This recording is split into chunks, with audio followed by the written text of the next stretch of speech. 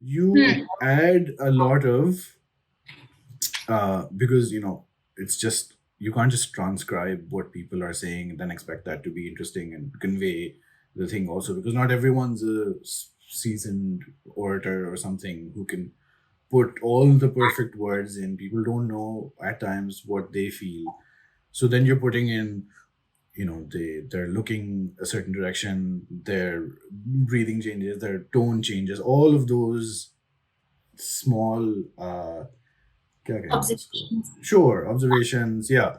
um was that something, you have a history now, I'm like, how did she know to do this, right?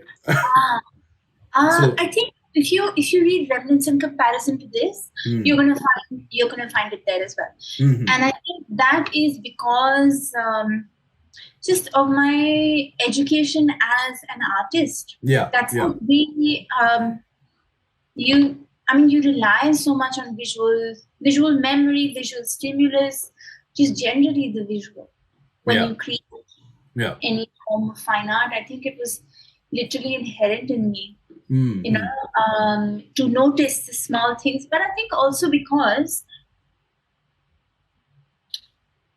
I think talking about memory is not talking about memory, talking about personal history, narration, anything. I don't only think that it's verbal. right, It can't possibly be, because there, as you said, there are literally things that we can't put into words, and we recede because we don't know how to put them into verbal language. And sometimes when talking about trauma particularly, hmm, there is no verbal language. We right, don't have a yeah, language of trauma. That's just something I realized quite early on, that for countries that are literally born from trauma, we are not given the adequate language to talk about what happened. So even when we start conversations with our grandparents, we are like, I saw this with myself.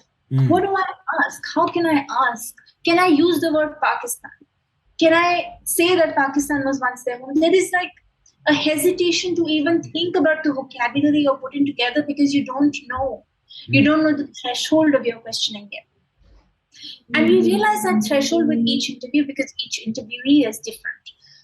But I think that I realized quite early on that conversations cannot only be verbal. They hmm, have to be gestural, they have to be contingent on movement, they have to be contingent on tone and pitch and how people yeah, change when they talk about certain things. And I just thought that was as important to record as what they said. yeah, Oral history is not only about what is said, but what is unsaid. It's so much about gesture and movement. And I think early on, one of my interviews in the book also says that memory resides in the body. hmm, hmm, And it was so apparent yeah, how people react, how they react to their own story.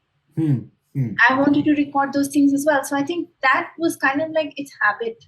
I don't know if I can really stop. I think it also helps the reader to actually visualize. No, it really does, yeah. क्योंकि I remember, like a simplistic analogy would be like, when somebody's talking about a past event in a movie and then you begin a flashback, right? So if they Yeah. just say what happened, that Mhm. narration without the flashback visual, it won't have that sort of context, that impact, etc.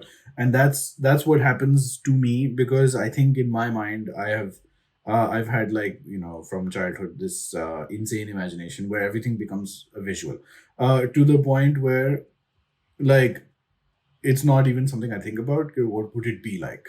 Uh, so that's what was happening here. I Where, think it's the same for me. Like I don't, it comes very naturally. I don't think yeah, about it automatically. Like in my notebook, of yeah, course, I have an audio recording everything. I don't mm, really use video, but in my notebook, I very much write down like silence from this timestamp to this timestamp, or the light.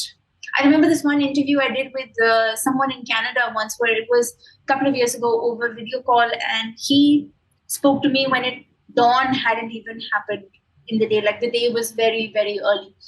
And it was totally dark. And as he began talking over the course of 1 hour, 2 hours, light began pouring in.